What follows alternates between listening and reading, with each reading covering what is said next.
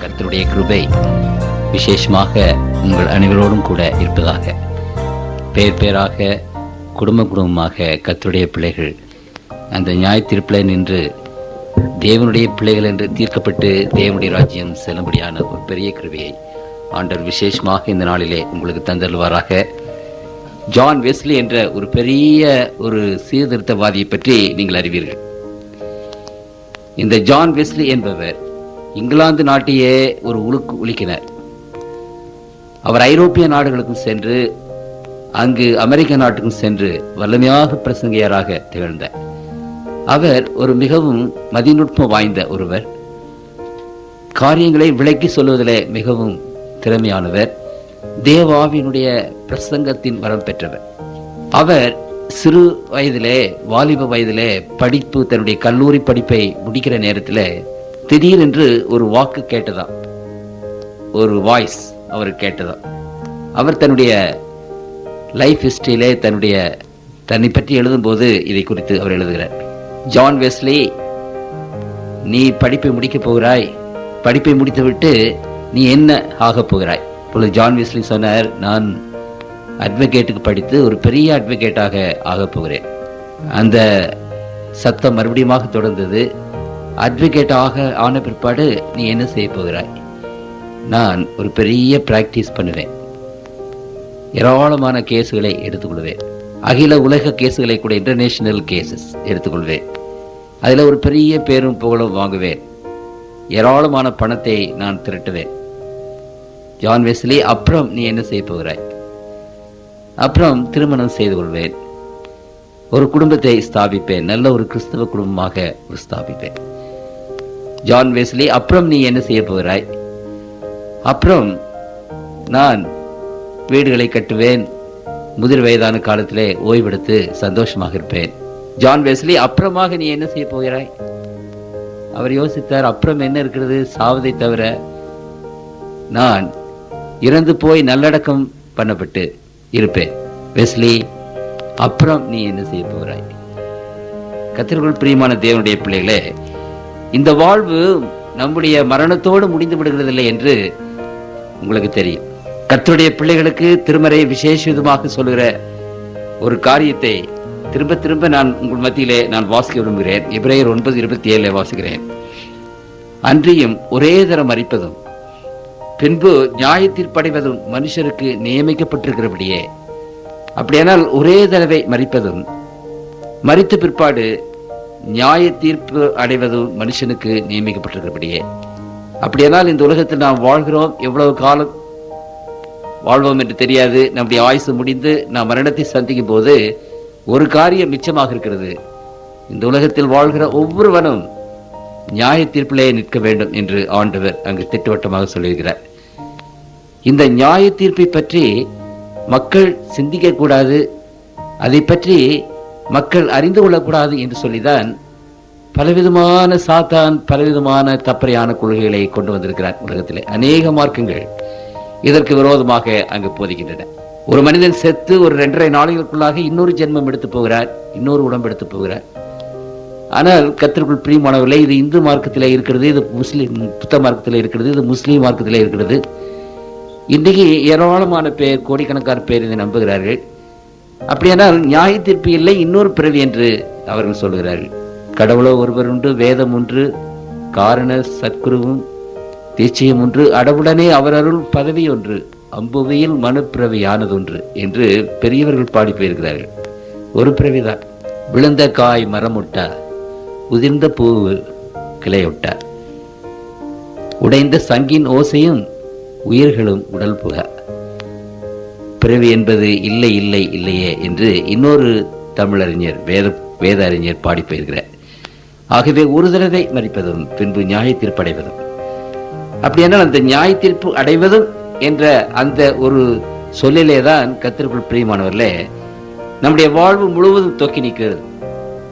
நம்முடைய வாழ்நாள் ஒவ்வொன்றும் எதை நோக்கி இருக்க வேண்டும் என்றால் நம்முடைய நியாய தீர்ப்பை நோக்கித்தான் இருக்க வேண்டும்.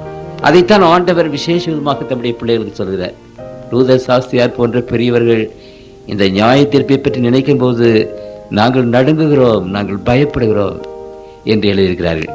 ஆனால் இந்த நியாய தீர்ப்புக்கு பற்றி இந்த உலகத்தில் இன்றைக்கு யார் பயப்படுகிறார்கள்? யாராவது பயப்படுகிறோமா? கர்த்தருக்குள் பிரியமான தேவனுடைய பிள்ளைகளே, தேவனுடைய பிள்ளைகளாக இருக்கிற தேவனுடைய பிள்ளைகளாகிய நாம் ஒரு காரியத்தை மாத்திரம் விசேஷமாக மனதிலே வைத்துக் கொள்ள வேண்டும். நாம் மரித்தாலும் சரி அல்லது உயிருடனே இருந்தாலும் சரி, ஒரு நாள் தேவனுக்கு முன்பாக அந்த நியாய தீர்ப்பிலே நாம் நிற்க வேண்டும். நின்று இந்த வாழ்விலே நாம் செய்த காரியங்களுக்கு கணக்கு ஒப்புவிக்க வேண்டும் என்று அங்கு திருமறை விசேஷ விதமாக அங்கு சொல்லப்பட்டிருக்கிறது. அப்போஸ்தலர் 17:31 வாசிக்கிறேன். மேலும் ஒரு நாளை குறித்திருக்கிறார். அதிலே அவர் தாம் நியமித்த மனுஷனை கொண்டு பூலோகத்தை நீதியாய் நியாயந்தீர்ப்பார். அந்த மனுஷனை மரித்தோரிலிருந்து எழுப்பினதினாலே அவன் அந்த நிச்சயத்தை எல்லாருக்கும் விளங்க பண்ணினார் என்ற ஒரு நாளை நியமித்திருக்கிறார். A day is appointed for everybody. ஒவ்வொருவருக்கும் ஒரு நாள் அங்கே நியமிக்கப்பட்டிருக்கிறது. அந்த நாளிலே நீங்கள் நியாயந்தீர்க்கப்படுவீர்கள் என்று ஆண்டவர் சொல்கிறார். அது எவ்வளவு நிச்சயம்!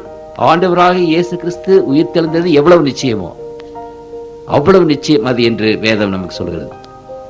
அப்படியானால் உயிர் தெழுந்த நாட்களை இன்னைக்கு விசேஷமாக கொண்டாடி வருகிற கிறிஸ்தவ மக்கள், கொடான கோடி கிறிஸ்தவ மக்கள், ஆண்டவர் உயிரோடு எழுந்து விசுவாசித்து நம்புகிற தேவனுடைய பிள்ளைகள், அந்த நம்பிக்கையை நியாய தீர்ப்பு என்ற ஒன்றை நிச்சயப்படுத்துகிறது என்பதையும் நாம் அறிந்து கொள்ள வேண்டும். ரோமர் 14:12 ஆதலால் நம்மில் ஒவ்வொருவனும் தன்னை குறித்து தேவனுக்கு கணக்கு ஒப்புவிப்பார். ஒவ்வொருவனும் கணக்கு ஒப்புவிப்பான் என்று அங்கே நாம் வாசிக்கிறோம். இந்த நியாய தீர்ப்பை பற்றி பேசும்போது தேவன் தேவன் என்று பேசும்போது அந்த தேவன் யார் என்பதை விசேஷ விதமாக திருமறை நமக்கு சொல்கிறது. 2 கொரிந்தியர் 5:10 வாசிக்கிறேன். 5:10 வாசிக்கிறேன்.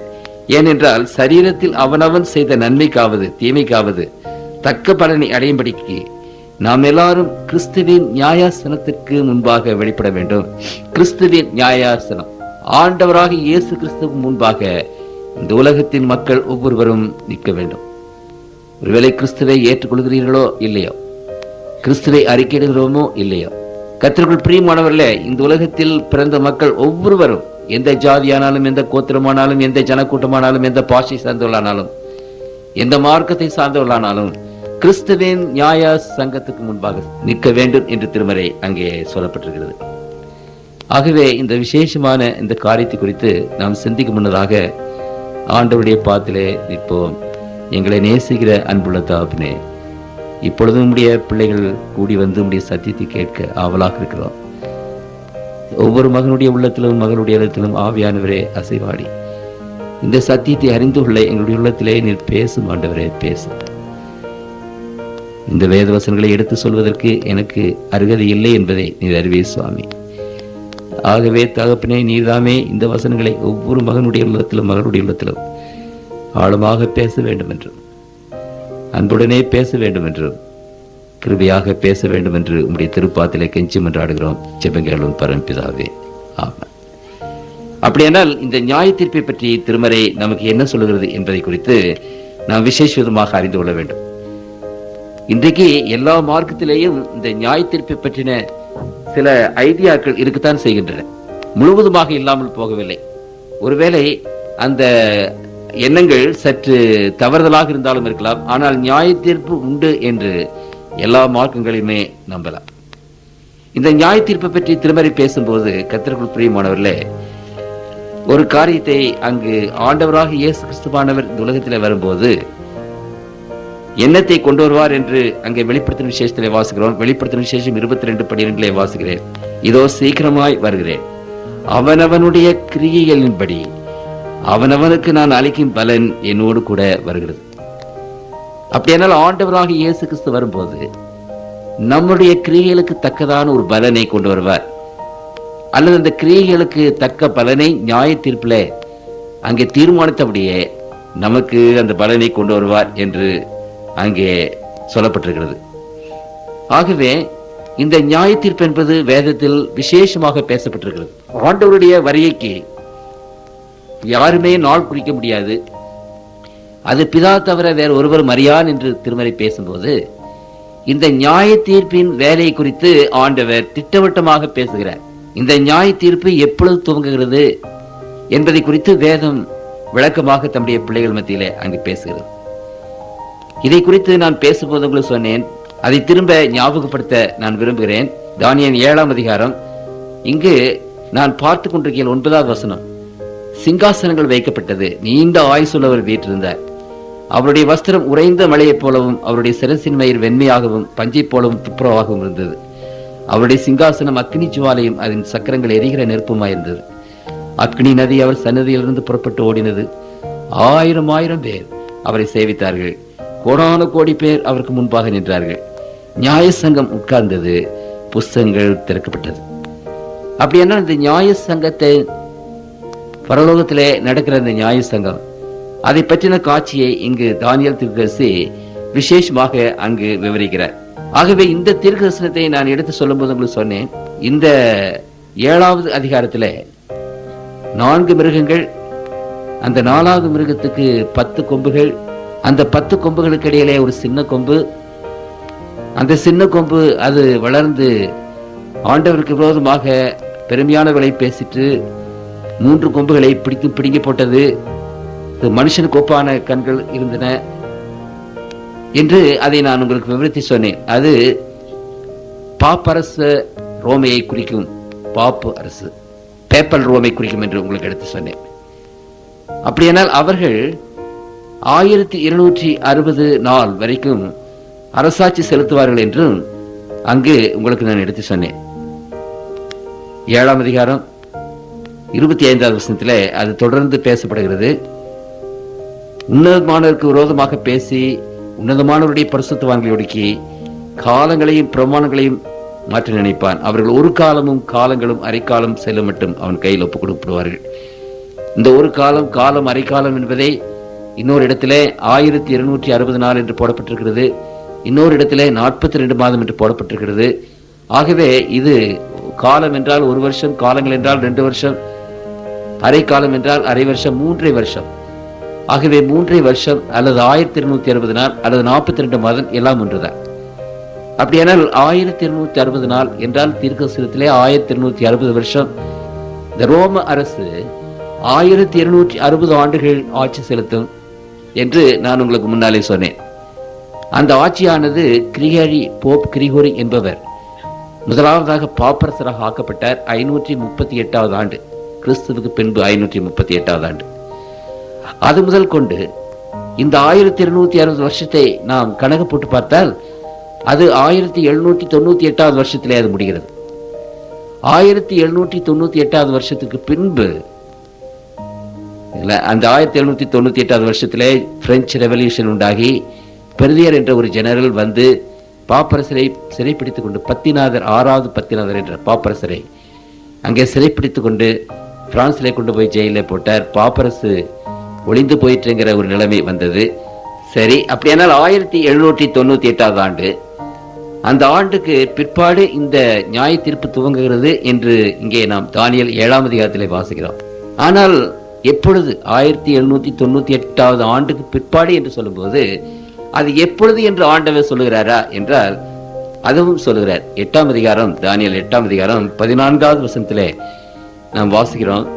அவன் என்னை நோக்கி 2300 ராப்பகல் செல்லும் வரைக்கும் இருக்கும், பின்பு பரிசுத்த ஸ்தலம் சுத்திகரிக்கப்படும். 2300 ராப்பகல், 2300 வருஷம். இது எப்பொழுது துவங்குகிறது என்றால் 9வது அங்கே அதிகாரத்திலே வாசிக்கிறோம். 25வது வசனம், 9:25. இப்போது நீ அறிந்து உணர்ந்து கொள்ள வேண்டியது என்னவென்றால், எருசலேமை திரும்ப எழுப்பித்து கட்டுவதற்கான கட்டளை வெளிப்படுவது முதல் பிரபுவாகிய மேசியா வரும் மட்டும் எருசலேமை கட்டத்தக்கதாக, ரீபில்டிங், மறுபடியும் கட்டத்தக்கதாக ஆணை பிறப்பித்தது முதல், இந்த ஆணை 457வது ஆண்டு, கிறிஸ்துவுக்கு முன்பு 457வது ஆண்டு பிறப்பிக்கப்பட்டது. ஆகவே அதிலிருந்து 2300 வருஷம். அந்த 2300 வருஷத்தின் முடிவிலே பரிசுத்த ஸ்தலம் சுத்திகரிக்கப்படும். அதை குறித்து உங்களுக்கு நான் பேசினேன். பரிசுத்த ஸ்தலம் சுத்திகரிக்கப்படும் என்றால் நியாய தீர்ப்பு தொடங்கும். ஆகவே இந்த 2300 ராப்பகல் எப்பொழுது முடிகிறது? 2300 வருஷம் 1844வது ஆண்டு முடிகிறது. 1844வது ஆண்டுக்கு சற்று முன்னதாக இந்த உலகத்தில் அநேக நாடுகளிலே பெரிய பெரிய ரிவைவல் உண்டாகி, எழுப்புதல் உண்டாகி, ஆண்டவர் இந்த உலகத்துக்கு வரப்போகிறார், நியாய தீர்ப்பின் வேலை வந்தது என்ற பெரிய பிரசங்கிமார்கள் இந்த உலகத்திலே பிரசங்கம் பண்ணினார்கள். வில்லியம் மில்லர் அமெரிக்காவில் பிரசங்கம் பண்ணினார். எட்வர்ட் இர்வின், இன்னும் அநேக மக்கள் இங்கிலாந்திலே பிரசங்கம் பண்ணினார்கள். ஜோசப் உல்ஃப் என்பவர் ஆசியா முழுவதும் சென்று அங்கே பிரசங்கம் பண்ணினார். அவர் இந்தியாவுக்கு வந்தார், மெட்ராஸிலையும் வந்து பிரசங்கம் பண்ணினார் என்று நான் சொன்னேன். அப்புறம் அங்கே நார்வே, ஸ்வீடன் என்ற இடங்களிலே பெரியவர்கள் பேசக்கூடாது என்ற சட்டம் இருந்தபோது சிறு பிள்ளைகள் மேல் ஆவியானவர் வந்து அங்கந்த தூதுகளை அவர்கள் சொன்னார்கள் என்று பேசினேன். அப்படியானால் 1844 ஆண்டு அது உண்மையிலே திட்டவட்டமான ஒரு ஆண்டு என்று ஆண்டவர் குறிக்கத்தக்கதாக, நிச்சயப்படத்தக்கதாக இவைகள் எல்லாம் நடந்தேறிற்று. இன்றைக்கு இந்த 1844 ஆண்டு நியாய தீர்ப்பின் வேலை என்பதை செவன்த் டே அட்வென்டிஸ்ட் திருச்சபை மாத்திரமல்ல, இன்றைக்கு அநேக திருச்சபைகள் அதை குறித்து பேசுகின்றன, ஒத்துக்கொள்கின்றன. ஆகவே இந்த 1844 ஆண்டு நியாய தீர்ப்பின் வேலை தொடங்கிட்டு வந்தது என்று நாம் பார்க்கிறோம். லூதர் சாஸ்திரியார் தான் இருந்த காலத்தில் என்ன சொன்னார்?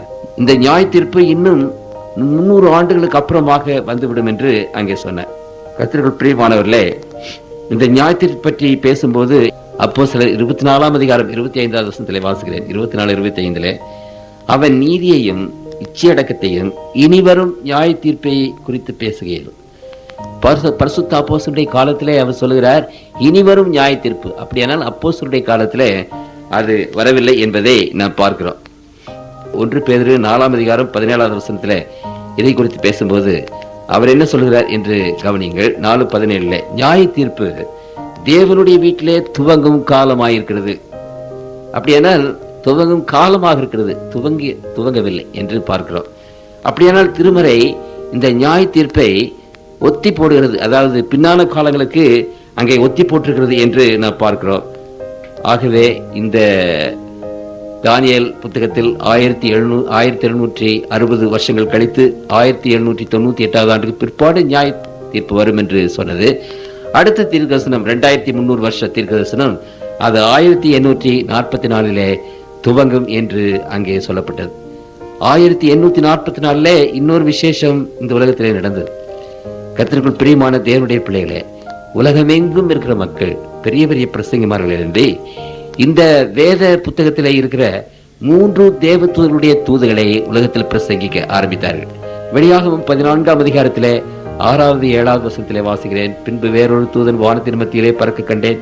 அவன் பூமியில் வாசம் பண்ணுகிற சகல ஜாதிகளுக்கும், கோத்திரத்தாருக்கும், பாஷை கூட்டத்தாருக்கும், ஜன கூட்டத்தாருக்கும் அறிவிக்கத்தக்கதாக நித்திய சுவிசேஷத்தை உடையவனாயிருந்து மிகுந்த சத்தமிட்டு தேவனுக்கு பயந்து அவரை மகிமைப்படுத்துங்கள், அவர் நியாய தீர்ப்பு கொடுக்கும் வேலை வந்தது, வானத்தையும் பூமியையும் சமுத்திரத்தையும் நீரூற்றுகளையும் உண்டாக்கினவரையே தொழுது கொள்ளுங்கள் என்று கூறினான்.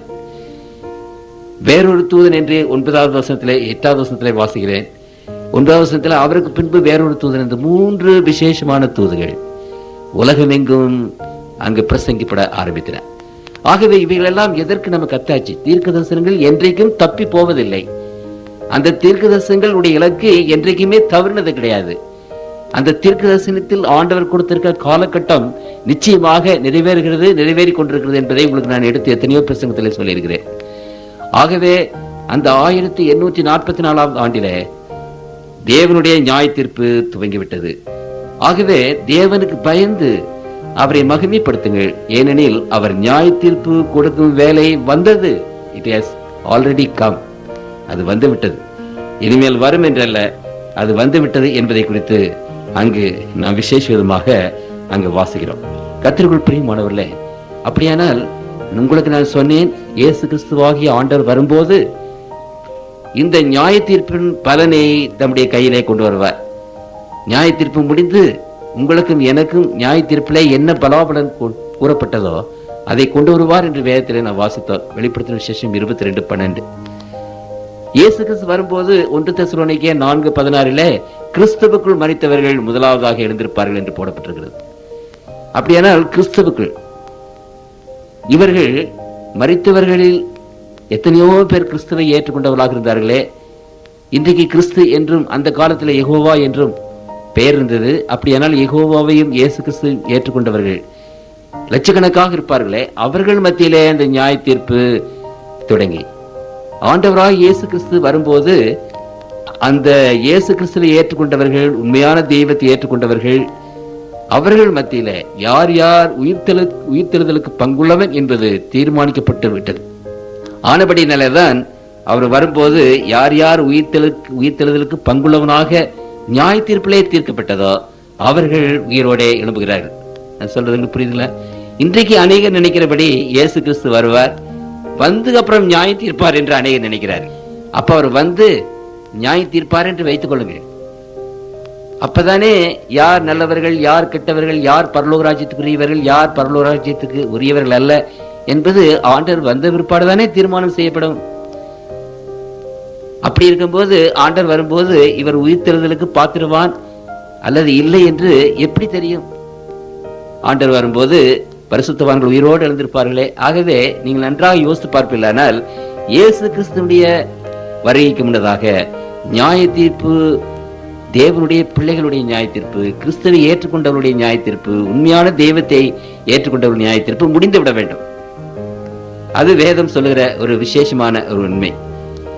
ஆகவே கர்த்தருக்குள் பிரியமானவர்களே, 1844 இருந்து இந்த நியாய தீர்ப்பின் வேலை வந்தது என்ற அந்த தூது உலகமெங்கும் அங்கு போய் கொண்டிருக்கிறது என்று நாம் பார்க்கிறோம்.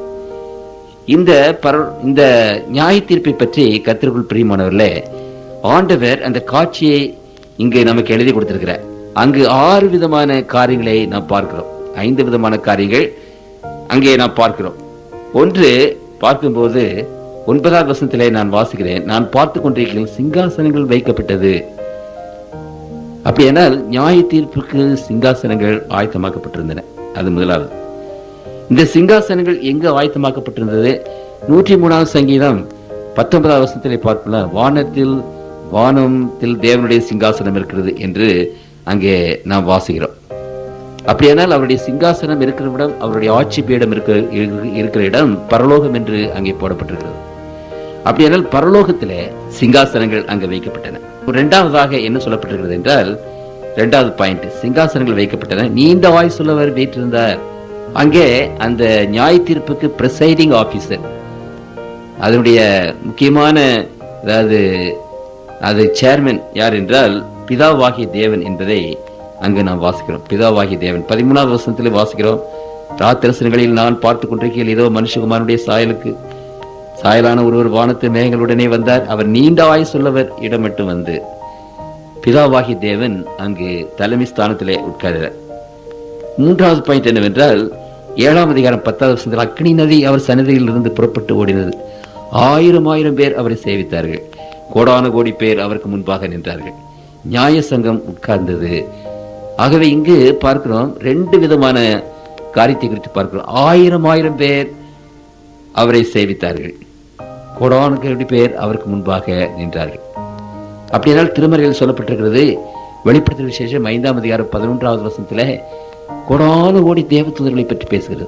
இந்த தேவதூதருடைய இலக்கம் என்ன? கோடான கோடி. ஆகவே அதிலிருந்து நாம் என்ன புரிகிறோம் என்றால், அங்கு கோடான கோடி தேவதூதர்கள் நிற்கிறார்கள். அதே சமயத்தில் 1000 பேர் அது யார்? மற்ற உலகத்தின் பிரதிநிதிகள். இந்த உலகம், இந்த அண்ட சராசரத்தின் ஒரு காட்சி சாலையாக மாறினது. பாவம் என்பது இந்த உலகத்திலே பிறந்தது, வளர்ந்தது. ஆகவே இந்த உலகத்தை ஆண்டவர் தள்ளி வைத்து விட்டார். மற்ற உலகத்திற்கும் இதற்கும் போக்குவரத்து இல்லாமல் வைத்து விட்டார். அந்த பாவத்தினுடைய முடிவு என்ன என்பதை அந்த நியாய தீர்ப்பிலே வைத்து, இந்த அண்ட சராசரர்கள் மத்தியிலே தான் இந்த நியாய தீர்ப்பு கொடுக்கப்பட வேண்டும். இங்க நடக்கிற நியாய தீர்ப்பு உங்களுக்காக எனக்காக மட்டுமல்ல. பாவம் என்பது என்ன, அதனுடைய தன்மை என்ன என்பதை அண்ட சராசரத்தின் எல்லா மக்களும் அறிந்து கொண்டு, இனிமேல் எக்காலத்திலும் இந்த பாவம் எந்த வகையிலும் எந்த உலகத்திலும் தலை தூக்கக்கூடாது என்ற ஒரு தீர்மானத்தின்படி இந்த நியாய சங்கம் எல்லா உலகத்தாருக்கு முன்பாக அங்கு வைக்கப்படுகிறது. ஆகவே மற்ற உலகத்தார் இந்த உலகத்துக்கு வர முடியாது. புரியுதுங்களா? 1, நாம் அங்கே நியாய தீர்ப்பிலே போய் நிற்க முடியாது. 2, பிதாவாகி தேவன் அதை பிரசைட் பண்ணுகிறார், அவர் இந்த உலகத்துக்கு வர முடியாது. 3, பரலோகத்தில் ஆண்டவர் இன்றைக்கு இயேசு கிறிஸ்துவானவர் நமக்கு அங்கு அட்வொகேட்டாக இருக்கிறார், அவர் இந்த உலகத்திலே இல்லை. 4, உங்களுக்கு புரியுதுங்களா? ஆகவே இந்த விதமான காரணத்தினாலே இந்த நியாய தீர்ப்பு பரலோகத்திலே வைக்கப்பட்டிருக்கிறது. 5வதான காரியம் அங்கே என்ன வாசிக்கிறோம் என்றால், அதே 10வது வசனத்திலே நியாயசனம் உட்கார்ந்தது, புத்தகங்கள் திறக்கப்பட்டன. யாருடைய புத்தகங்கள்? திருமறையில இது ஒரு விசேஷமான ஒரு ஆராய்ச்சி. திருமறை சில புத்தகங்களை பற்றி அங்கே பேசுகிறது. அதை பற்றி பின்னாலே நான் உங்களுக்கு சொல்கிறேன். நம் ஒவ்வொருவருக்கும் ஒரு புத்தகத்தை ஆண்டவர் வைத்திருக்கிறார். அந்த புத்தகம் பரலோகத்திலே வைக்கப்பட்டிருக்கிறது. அந்த புத்தகத்தில் நம்முடைய காரியங்கள் எல்லாவற்றையும், நாம் என்ன நினைக்கிறோம், என்ன பேசுகிறோம், எப்படி வாழ்கிறோம், இவைகள் எல்லாவற்றையும் நமக்கு கொடுக்கப்பட்டிருக்கிற அந்த காவல் தேவதூதன், கார்டியன் ஏஞ்சல் எழுதி கொண்டு அதை எழுதி வைக்கிறார். இந்த ஏஞ்சல்ஸ், இந்த பரிசுத்த தேவதூதர்கள் பொய் சொல்வதும் இல்லை, தப்பிதமாக எழுதுவதும் இல்லை. பொய் என்றால் அவர்களுக்கு தெரியாது. ஆகவே நிச்சயமான ஒரு ரெக்கார்டை ஆண்டவர் அங்க பரலோகத்தில் எழுதி வைத்திருக்கிறார். இதை குறித்து ஆண்டவர் அநேக சமயங்களிலே பேசியிருக்கிறார். கர்த்தருடைய பிள்ளைகள் நாம் உணர்ந்து கொள்ள வேண்டிய ஒரு விசேஷமான ஒரு காரியத்தை மத்தேயு எழுதின சுவிசேஷத்திலே நாம் வாசிக்கிறோம். ஆண்டவர் இந்த மத்தேயு எழுதின சுவிசேஷத்திலே அவர் என்ன சொல்கிறார் என்றால், நமக்கு இருக்கிற அந்த தேவ தூதர்கள் பிதாவுடைய சமூகத்தை தரிசித்துக் கொண்டு வருகிறார்கள் என்று உங்களுக்கு தெரியாதா என்று கேட்கிறார். மத்தேயு 18ஆம் அதிகாரத்திலே நான் வாசிக்கிறேன். 10வது வசனம், இந்த சிறியரில் ஒருவனையும் அற்பமாய் எண்ணாதபடிக்கு எச்சரிக்கையாயிருங்கள், அவர்களுக்குரிய தேவ தூதர்கள் பரலோகத்திலே என் பரமபிதாவின் சமூகத்தை எப்பொழுதும் தரிசிக்கிறார்கள் என்று உங்களுக்கு சொல்கிறேன். ஏன்னா நம்முடைய தேவ தூதர்கள் பரலோகத்துக்கு போவதும் வருவதும் நம்முடைய புத்தகங்களை கணக்கு வைப்பதுமாக இருந்து கொண்டிருக்கிறார்கள் என்பதை குறித்து நாம் அங்கு வாசிக்கிறோம். இந்த 6வதாக இன்னொரு காரியத்தை குறித்து வெளிப்படுத்தின விசேஷத்திலே நாம் வாசிக்கிறோம். இந்த ஜட்ஜ்மெண்ட்ல பிதாவானவர் தலைவராக இருக்கிறார். அங்கு நம்முடைய அட்வொகேட் ஆண்டவராக இயேசு கிறிஸ்து அட்வொகேட்டாக இருக்கிறார். நம்முடைய புத்தகங்கள் அங்கே இருக்கிறது. நம்முடைய கார்டியன் ஏஞ்சல்ஸ் அங்கே இருக்கிறார்கள். மற்ற உலகத்தினர் அந்த நியாய சங்கத்திலே உட்கார்ந்திருக்கிறார்கள். அப்புறம் என்ன இருக்கிறது என்று பார்த்தால் இன்னொரு காரியம் அங்கே சொல்லப்பட்டிருக்கிறது. வெளிப்படுத்தின விசேஷம் 5ஆம் அதிகாரத்திலே 13வது 14வது வசனத்திலே வாசிக்கிறேன். 13-14, அப்பொழுது வானத்திலும் பூமியிலும் பூமியின் கீழ் இருக்கிற சிருஷ்டிகள் யாவும், சமுத்திரத்தில் உள்ளவைகளும் அவற்றுள் அடங்கிய வஸ்துக்கள் யாவும், சிங்காசனத்தின் மேல் வீற்றிருக்கிறவருக்கும் ஆட்டுக்குட்டியானவருக்கும் ஸ்தோத்திரமும் கனமும் மகிமையும் வல்லமையும் சதா காலங்களிலும் உண்டாவதாக என்று சொல்ல கேட்டேன். அதற்கு அந்த 4 ஜீவன்களும் ஆமென் என்று சொல்லின. 24 மூப்பர்களும் வணக்கமாய் விழுந்து சதா காலங்களிலும் உயிரோடு இருக்கிறவர்களை தொழுது கொண்டார்கள். அப்படியானால் அந்த 24 மூப்பர்கள் 4 ஜீவன்கள், இந்த 24 மூப்பர்களும் 4 ஜீவன்களும் அங்கு ஜூரிகளாக இருக்கிறார்கள் என்று அங்கு திருமறை அங்கே சொல்கிறது. இப்பொழுது அந்த நியாய தீர்ப்பினுடைய அந்த சபையினுடைய காரியத்தை பற்றி உங்களுக்கு நான் சொன்னேன். கர்த்தருக்குள் பிரியமான தேவனுடைய பிள்ளைகளே, இந்த உலகத்தில இருந்து 24 மூப்பர்களும் 4 ஜீவன்களும் இந்த உலகத்திலிருந்து எடுத்துக் கொள்ளப்பட்டவர்கள். இந்த உலகத்தின் மக்களுடைய காரியங்கள் எல்லாம் அவர்களுக்கு தெரியும். அவர்கள் நமக்கு ஜூரிகளாக இருந்து நமக்காக பேசுகிறார்கள்.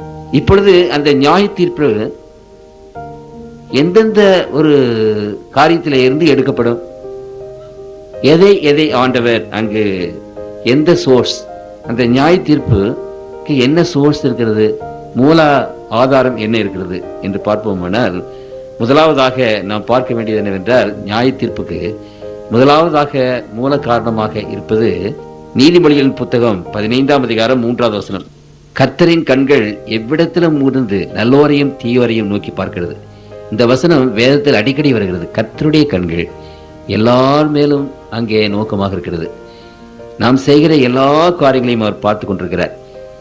இந்த உலகத்தில் தன்னை தேடுகிறவர்கள் உண்டோ என்று கர்த்தருடைய கண்கள் உலகம் முழுவதும் சுற்றித் திரிகிறது என்று வேதம் அங்கே சொல்கிறது. ஆகவே கர்த்தருடைய கண்களுக்கு மறைவாக ஒன்றுமே கிடையாது. எபிரேயரிலே ஆண்டவர் சொல்கிறார், நாம் அங்கே ஆண்டவருடைய பாதத்தில புரிந்தவர் கொண்டவர்களாக நாம் நிற்கிறோம். எதையும் மறைக்க முடியாது ஆண்டவருடைய கண்களுக்கு முன்பாக. நாம் என்ன செய்தாலும் சரி, அவைகள் எல்லாம் ஆண்டவர் பார்க்கிறார். நீர் என்னை காண்கிற தேவன் என்று திருமறை நமக்கு சொல்கிறது. ஆகவே ஆண்டவருடைய கண்கள் ஒரு சாட்சி, முக்கியமான ஒரு சாட்சி. அடுத்தபடியாக நாம் பார்க்கும்போது, ஆண்டவர் நமக்கென்று வைத்திருக்கிற அந்த புத்தகங்கள், வெளிப்படுத்தின விசேஷம் 20ஆம் அதிகாரம் 12வது வசனத்திலே நான் வாசிக்கிறேன். மரித்தோராகிய சிறியோரையும் பெரியோரையும் தேவனுக்கு முன்பாக நிற்க கண்டேன். அப்பொழுது புஸ்தகங்கள் திறக்கப்பட்டன. ஜீவ புஸ்தகம் என்று வேறொரு புத்தகம் திறக்கப்பட்டது. அப்பொழுது அந்த புஸ்தகத்தில் எழுதப்பட்டிருந்தவைகள் படியல்ல, மரித்தோர் தங்கள் தங்கள் கிரியைகளுக்கு தக்கதாக நியாய தீர்ப்படைந்தார்கள். ஆகவே நம்முடைய புத்தகங்கள் அங்கே திறக்கப்பட்டு அந்த புத்தகங்களிலே எழுதியிருக்கிற காரியங்களை வைத்து அந்த நியாய தீர்ப்பு என்ன செய்கிறது என்றால் அங்கே நமக்கு நடக்கிறது. இதை குறித்து பேசும்போது அப்போஸ்தலனாகிய பவுல் சொல்கிறார், பிலிப்பியர் 4:3 அதை குறித்து அவர் எழுதும்போது பேசுகிறார். பிலிப்பியர் 4:3 அன்றியும் என் உத்தம கூட்டாளியே, அவர்களுக்கு உதவியாயிருக்கும்படி உன்னையும் வேண்டிக் கொள்கிறேன். அவர்கள் கிளம்பத்தோடும் மற்ற என் உடன்வேலையாளர்களோடும் கூட சுவிசேஷ விஷயத்தில் என்னோடு கூட மிகவும் பிரயாசப்பட்டார்கள். அவர்களுடைய நாமங்கள் ஜீவ புஸ்தகத்தில் இருக்கிறது. இல்ல, தேவனுடைய ஊழியத்தை செய்கிற பிள்ளைகள், சிரமப்பட்டு கஷ்டப்பட்டு தேவனுடைய ஊழியத்தை செய்கிற பிள்ளைகளுடைய நாமங்கள் அந்த ஜீவ புஸ்தகத்திலே இருக்கிறது என்று அப்போஸ்தலனாகிய பவுல் அதை எழுதுகிறார். ஒரு புத்தகம் நமக்கு முன்பாக வைக்கப்பட்டிருக்கிறது. அந்த புத்தகத்திலே இருந்து அங்கே அது இரண்டாவது சோர்ஸ், இரண்டாவது மூலம். சரி, மூன்றாவதாக ஆண்டவர் அங்கே என்ன செய்கிறார்? இந்த ஜீவ புத்தகத்திலே யாருடைய பெயர் எழுதப்பட்டிருக்கும் என்பதை குறித்து வெளிப்படுத்தின விசேஷம் 3:5 வாசிக்கிறேன். 3:5 ஜெயங்கொள்ளுகிறவன் எவனோ அவனுக்கு வெண்வஸ்திரம் தரிப்பிக்கப்படும். ஜீவ புஸ்தகத்திலிருந்து அவனுடைய நாமத்தை நான் கிறுக்கி போடாமல் என் பிதா முன்பாகவும் அவருடைய தூதர்கள் முன்பாகவும் அவன் நாமத்தை அறிக்கையிடுவேன். ஜெயங்கொள்ளுகிறவன் எவனோ. கர்த்தருக்குள் பிரியமானவர்களே, அவர்கள் தேவனுடைய ராஜ்யத்தை சுதந்திரிப்பார்கள் என்று வெளிப்படுத்தின விசேஷம் 2:3 விசேஷமாக எழுதப்பட்டிருக்கிறது. ஜெயங்கொள்ளுகிறவன் எவனோ. பிசாசின் மேலும் மாம்சத்தின் மேலும் பாவத்தின் மேலும் ஆசாபாசங்கள் மேலும் ஜெயங்கொள்ளுகிறவன் எவனோ. கர்த்தருக்குள் பிரியமான தேவனுடைய பிள்ளைகளே, பலவிதமான போராட்டங்கள், அந்த போராட்டங்கள் உள்ளே இருந்து வரலாம். சத்தியத்தை கேட்கிற பிள்ளைகளுக்கு ஏராளமான போராட்டங்கள். நீங்கள் சத்தியத்தை கை கொள்ளும்படி சாத்தான் ஈஸியாக விட்டுட மாட்டான். சத்தியத்தை நீங்கள் கை கொள்ள வேண்டும் என்றால் ஏராளமான இடைஞ்சல்களை கொண்டு வருவார். அந்த இடைஞ்சல்கள் ஒருவேளை உங்களுடைய உத்தியோகத்தின் மூலமாக வரும், உங்களுடைய தகப்பன் தாய் தந்தை மூலமாக வரும், உங்களுடைய மகள்கள் மூலமாக வரும், உறவினர்கள் மூலமாக வரும், அதிகாரிகள் மூலமாக வரும். பற்பல விதமான சோதனைகள், இடையூறுகள், இன்னல்கள் சாத்தான் கொண்டு வருவான். சத்தியத்தை மாத்திரம் கை கொள்ளக்கூடாது. சத்தியவான் எவனும் என் சத்தத்தை கேட்கிறான், என் ஆடுகளின் சத்தத்தை கேட்கும் என்று ஆண்டவர் சொல்லிவிட்டார். நீங்கள் விசுவாசியாதபடினாலே என்னுடைய சத்தத்தை கேட்க மாட்டீர்கள் என்று சொன்னார். அப்படியானால் இன்றைக்கு கர்த்தருடைய பிள்ளைகள் ஆண்டவருடைய சத்தத்தை நாம் கேட்கும் போது, அதை செய்வதற்கு ஆயத்தப்படும் போது, அந்த மாதிரி நடப்பதற்கு நாம் ஆசைப்படும் போது பிசாசானவன் ஏராளமான துன்பங்களை கொண்டு வருவார். ஆனால் ஆண்டவர் என்ன சொல்கிறார்? He that overcometh, அந்த எல்லா துன்பங்களிலும் வெற்றி பெற்றவனே தேவனுடைய ராஜ்யத்திலே இருப்பான் என்று வேதம் அங்கே சொல்கிறது. வெற்றி பெறுகிற வீரர்களாக நாம் இருக்க வேண்டும். கிறிஸ்து இயேசுவின் வசனங்களையும் அவருடைய கற்பனைகளையும் கை கொள்ளத்தக்கதாக என்ன வந்தாலும் சரி, எப்படிப்பட்ட இடைஞ்சல்கள், எப்படிப்பட்ட கஷ்டங்கள் வந்தாலும் சரி, அவைகள் எல்லாவற்றிலும் நின்று நிலைத்து ஆண்டவருடைய வசனத்தின்படி நடக்க. என்றால் நியாய தீர்ப்பு என்று ஒன்று இருக்கிறது. கர்த்தருக்குள் பிரியமானவர்களே, மாமா நீங்க அதெல்லாம் செய்திடாதீங்க, ஞானஸ்தானம் எல்லாம் எடுத்துடாதீங்கன்னு சொல்லுவாரு. மாமா நமக்கு நியாயம் தீர்க்க போறதில்லை. அப்பா அம்மா நீ எல்லாம் அப்படி செய்யக்கூடாது, புருஷன் நீ அப்படியெல்லாம் செய்யக்கூடாது, நம்முடைய இனத்தார் ஜனத்தார் நான் அப்படியெல்லாம் செய்யக்கூடாது, நம்முடைய தகப்பனோ தாயோ இனத்தாரோ ஜனத்தாரோ நியாய தீர்ப்பு கொடுக்கறது இல்லை. நீங்க நன்றாக கவனித்துக் கொள்ளுங்கள். நாம் நியாய தீர்ப்பில் நிற்கும் போது ஆண்டவருக்கு முன்பாக நிற்க வேண்டும். ஆகவே இப்படிப்பட்ட எல்லா விதமான சோதனைகளையும் இடையூறுகளின் மேல் வெற்றி கொண்டவனே அங்கு ஜீவ புஸ்தகத்தில் அவனுடைய பெயர் எழுதப்படும் என்று ஆண்டவர் சொல்கிறார். எவ்வளவு சிலாக்கியமான ஒரு காரியம் கர்த்தருக்குள் பிரியமானவர்களே. நான் ஆண்டவருடைய பிள்ளை, சத்தியத்திலே நடக்கிறேன் என்று அறிக்கை செய்கிறேன். அந்த பிள்ளைகளை பார்த்து வேதம் ஒரு விசேஷமான ஒரு வசனம் அங்கே எழுதுகிறது. லூக்கா 9:26 வாசிக்கிறேன். என்னை குறித்து என் வார்த்தைகளை குறித்து எவன் வெட்கப்படுகிறானோ அவனை குறித்து மனுஷகுமாரனும் தம்முடைய மகிமையோடும் பிதாவின் மகிமையோடும் பரிசுத்த தேவதூதர்கள் மகிமையோடு வரும்போது அங்கே வெட்கப்படுவார் என்று அங்கே போடப்பட்டிருக்கிறது. கர்த்தருக்குள் பிரியமானவர்களே, என்னை குறித்து வெட்கப்படக்கூடாது. ஆண்டவருடைய வசனத்தை குறித்து அங்கே வெட்கப்படாமல் இருக்க வேண்டும் என்று நான் பார்க்கிறோம். இங்கே 12ஆம் அதிகாரத்திலே 8வது 9வது வசனத்தை வாசிக்கிறேன். 12:8-9 அன்றியும் நான் உங்களுக்கு சொல்கிறேன், மனுஷர் முன்பாக என்னை அறிக்கை பண்ணுகிறவன் எவனோ. எப்ப நம்ம அறிக்கை பண்றோம்? அந்த ஞானம் முழுக்க எடுக்கும் போது மனுஷர் முன்பாக, தேவனுக்கு முன்பாக, இன்று முதல் நான் கர்த்தரை பின்பற்றி நடப்பேன், நான் கடவுளுடைய பிள்ளை, இன்று முதல் I am called the son and daughter of God என்று அறிக்கை செய்கிறோம். மனுஷர் முன்பாக என்னை அங்கு மறுதளிக்கிறவன் எவனோ தேவதூதர் முன்பாக மறுதளிக்கப்படுவார். கர்த்தருக்குள் பிரியமானவர்களே, மனுஷர் முன்பாக என்னை அறிக்கை பண்ணுகிறவனோ அவனை மனுஷகுமாரனும் தேவதூதர் முன்பாக அறிக்கப்படுவார். அந்த கோர்ட்டிலே கொடான கோடி தேவதூதர்களுக்கு முன்பாக, மற்ற உலகத்தின் மக்களுக்கு முன்பாக அவர் அறிக்கை செய்வார், நீதிமான் என்று அறிக்கை செய்வார்.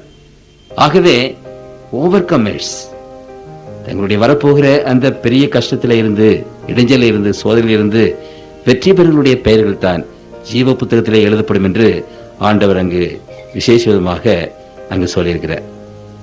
வெளிப்படுத்தின விசேஷம் 22ஆம் அதிகாரம் 19ஆம் வசனத்தில இந்த ஜீவ புத்தகத்திலே யார் இருக்க மாட்டார் என்று எழுதியிருக்கிறது. ஒருவன் இந்த தீர்க்கதரிசன புத்தகத்தின் வசனங்களிலிருந்து எதையாகிலும் எடுத்து போட்டார், ஜீவ புத்தகத்திலிருந்தும் பரிசுத்த நகரத்திலிருந்தும் இந்த புத்தகத்தில் எழுதப்பட்டதிலிருந்தும் அவனுடைய பங்கை தேவன் எடுத்து போடுவார். அப்போ சிலர் எல்லாம் கடவுளுக்கு உண்மையாக இருக்கும்போது, கடவுளை உண்மையாக நேசிக்கும் போது, ஊழியம் செய்யும் போது ஆண்டவர் நம்ம பெயரெல்லாம் ஜீவ புத்தகத்தில் எழுதுகிறார். ஆனால் அப்படி எழுதப்பட்ட பெயர் நிலைத்து நிற்கிறபடி நாம் பார்த்துக் கொள்ள வேண்டும். அந்த பெயர் நிலைத்து நிற்க வேண்டும் என்றால் எந்த விதமான கஷ்டத்திலும் துன்பத்திலும் நாம் வெற்றி பெற்றவர்களாக நின்றால்தான் அந்த புத்தகத்தில் நம்முடைய பெயர் அப்படியே இருக்கும். இல்லாவிட்டால் நாம் சோர்ந்து விழுந்து போவோமானால், சோதனைகளுக்கு நாம் அங்கே இடம் கொடுப்போமானால் நம்முடைய பெயரை ஆண்டவர் ஜீவ புத்தகத்திலிருந்து எடுத்து போடுவார், கிறுக்கி போடுவார் என்று திருமறை அங்கே சொல்லப்பட்டிருக்கிறது. அங்கே இன்னொரு காரியத்தை குறித்து பார்க்கிறோம். பழைய ஏற்பாட்டின் புத்தகம், மல்கியாவின் புத்தகம் 3ஆம் அதிகாரம் 16ஆவது வசனத்திலே வாசிக்கிறேன். 3:16 ஆண்டவர் அங்கு சொல்கிறார், அப்பொழுது கர்த்தருக்கு பயந்தவர்கள் ஒருவரோடு ஒருவர் பேசிக் கொள்வார்கள், கர்த்தர் கவனித்து கேட்பார். கர்த்தருக்கு பயந்தவர்களுக்காகவும் அவருடைய நாமத்தை தியானிக்கிறவர்களுக்காகவும் ஞாபக புஸ்தகம் ஒன்று அவருக்கு முன்பாக எழுதப்பட்டிருக்கும்.